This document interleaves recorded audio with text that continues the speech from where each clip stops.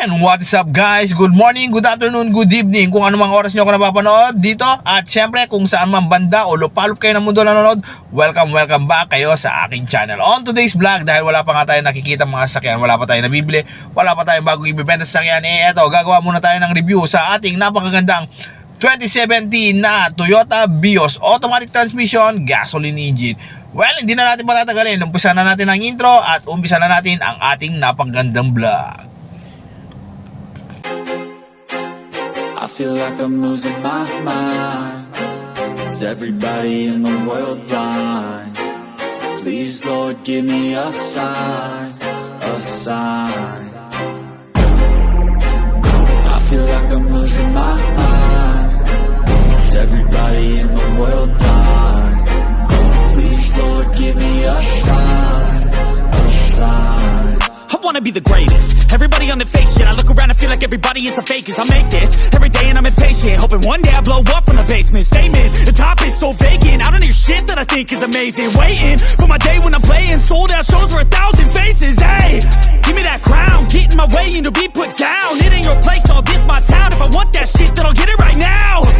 I'm losing it, the noose it fits. I'm losing shit, a stupid myth. You choose to live or choose to dip. You choose to fight or lose your grip and lose. First things first, ayan, napakababa ng idle niya. Ayan, makikita mo almost nasa 500 lang. Ayan, makikita nyo, napakababa ng idle. Tapos ang nagustuhan ko rito, yung eco mode niya. Ipapakita ko, ito yung isang maganda. Makikita nyo kung paano gumagana yung eco mode niya. Ayan, tumatakbo tayo ng 1,500 RPM with a 70 km per hour. Pero naka-on yung eco mode. Ibig sabihin, fuel efficiency siya. Actually, hanggat hindi lumalagpas ng 2,500, hindi nawawala yung eco mode niyan. Kahit umabot ka man ng 100 km per hour. Ganyan, ka-super efficient ang sasakyang ito. Second thing, eto, yan, yung mga secret. Mostly, yung mga iba, alam na to. Pero ako talaga, honestly speaking, hindi ko pa talaga alam tong una. Kasi nga unang-una, tingnan nyo, tong design ng dashboard, napaka-sleek. Hindi mo malalaman na, ayan, meron pala siyang lalagyanan ng tubig dito. Unlike dun sa dati, na dito mo nakalagay, yan. Mostly, ang nangyayari, while driving, kukuha ka ng tubig, mawawala yung focus mo dyan sa harap ng sasakyan, ayun, tendency, may mga madidisgrasya. Pero, minimal lang naman. Pero still, yung mata kasi, pagka nawala dyan sa, sa ating daan, may tendency talaga madisgrasya. At hindi lang dun yung lalagyanan dyan. Siyempre, meron ka rin driver. Ayan, di ba? Napakaganda, napaka-komportable. Nandiyan ka na, kukuha ka lang ng tubig while driving, hindi mo tinatanggal yung mata mo dyan sa, sa daan, safety ka at nakakainom ka during long ride. Walang problema pagka long ride yung minamaneho mo. Sa manibela, ayan, ito yung nagustuhan ko rin. Yan, nandito yung cruise control nung sasakyan, nung infotainment nyo. Ayan, pwede mong pindutin dito, palalakasin. Ayan, ayun yung volume, lumalakas. Ihinaan lang natin, baka makapiright tayo. Andito yung mode, pwede mong pindutin yung mode kung gusto mo maglipat, gusto mo manood ng TV or ano ma'am. Ayan, ito yung up, channel, and down. Para pag sa lilipat ng channel, ito naman yung paglalakas ng volume. So, ayun, very parang nakakomportable talaga sa pag-drive. Kasi nga, yun nga, yung mata mo, hindi nawawala dyan sa daan. Kasi nga, yun, pindot ka na lang.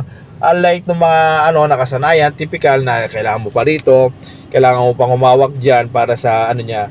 Ngayon, hindi na kailangan. Dito na lang sa manibela, hindi nawawala yung mata mo sa daan. Kaya safety ka pag nagmamaneho ka na sa sasakyan ito. Siyempre, third thing, ayan, napakaganda ng ayan, touchscreen na yan. Touchscreen na tayo. Pindot-pindot na lang tayo ngayon. Ayan. So, while nakapark, kung gusto mo, pwede mong gamitin yon. Instead na gamitin mo to, yan, pwede mo rin gamitin naman yung kamay mo. Kung safety ka, nakapark, or example, may passenger ka, pwede rin nilang pakilaman na gagamit din nila. So, ayun, isang kagandahan din ng isang Toyota Vios ito.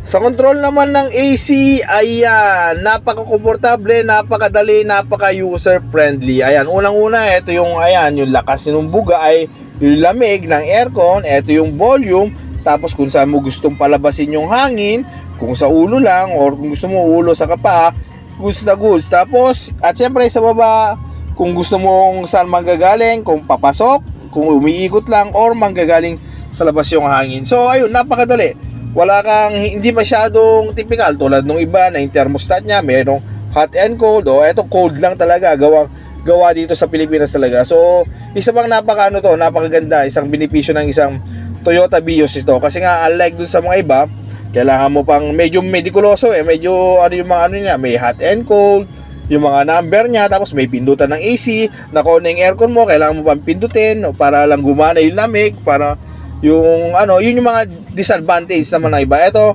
very easy, napakadali na lang, hindi na tayo mahihirapan when it comes to control nung pagpapalamig dito sa ating sasakyan. Sa baba naman ng dashboard, ayan, makikita mo na yung side mirror, left and right, ayan, tapos yung up and down, saka another left and right. Then ito naman yung control nung side mirror.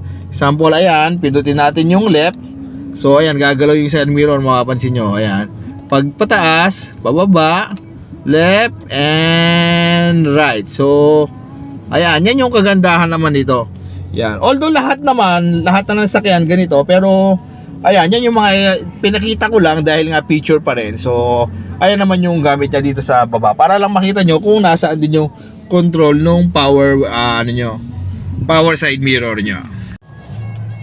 So ayun, hanggang dito na lang tayo mga ka-Pep Talk. Maraming salamat sa inyong papanood. At kung siyempre, ayan, kung nanonood naman kayo, baka naman pwede nyo i-comment kung taga saan kayo at saan banda kayong parte dito sa mundo nanonood, para na malaman natin kung hanggang saan nakarating ang ating video. So ayun, muli, hanggang dito na lang tayo. God bless everyone. Mabuhay ka hanggang gusto mo. See you on my next vlog. Bye bye.